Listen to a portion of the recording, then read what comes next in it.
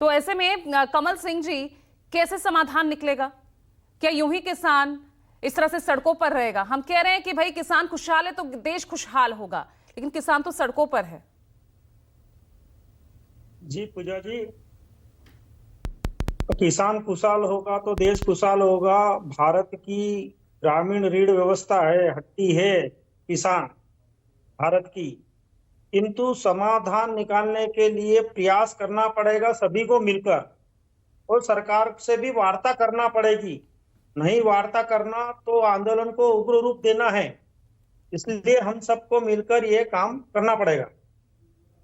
और भाई बात रही कम बिक्री की, तो जैसा हमने सुझाव दिया, आंदोलन करा पूरा मध्य प्रदेश के अंदर, महाराष्ट्र के अंदर, राजस्थान के अंदर सोयाबीन को लेकर 16 सितंबर को एक बड़ा आंदोलन हुआ। और हम दिल्ली या भोपाल नहीं गए, हमने वहीं पर किसानों को जिलों केंद्रों पे लेके गए, और लाखों ट्रैक्टर का और लाखों किसान वहां पहुंचे अपने जिला केंद्रों पे, वहीं बैठे हम। और समाधान ये निकला कि उन्होंने सोयाबीन खरीदी के समर्थन मूल्य पे खरीदी की गारंटी दी। पर कहीं भी आजकल मैं एक केंद्र पे गया था, वहां 2000 क्विंटल भी सोयाबीन नहीं खरीद पाए। केंद्र खोल दिए पर खरीदी नहीं हो रही है। तो हम चाहते हैं कि इसके लिए वार्ता करना चाहिए, कैसे खरीदी होगी, क्या होगा, ये सब उसको मिलके करना चाहिए।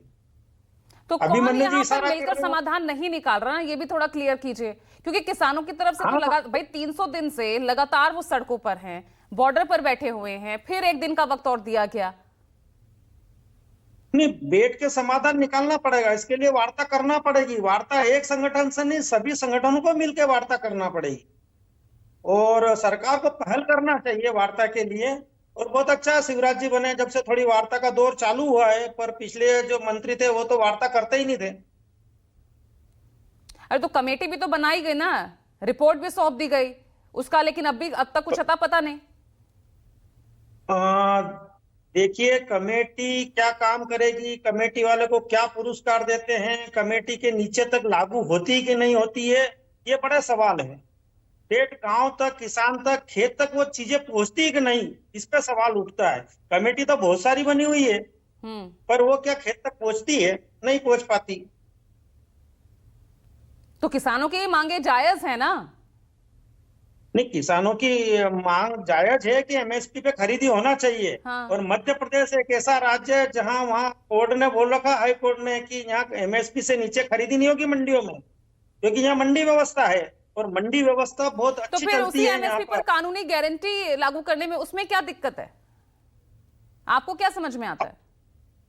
मुझे जो समझ में आ रहा है कि जो दो राज्य हैं, पंजाब हो या हरियाणा, हम्म। उन दोनों राज्यों में ऐसा लगता है कि मंडी व्यवस्था खत्म हो चुकी है, इसलिए ज्यादा आवश्यकता वहां पर है।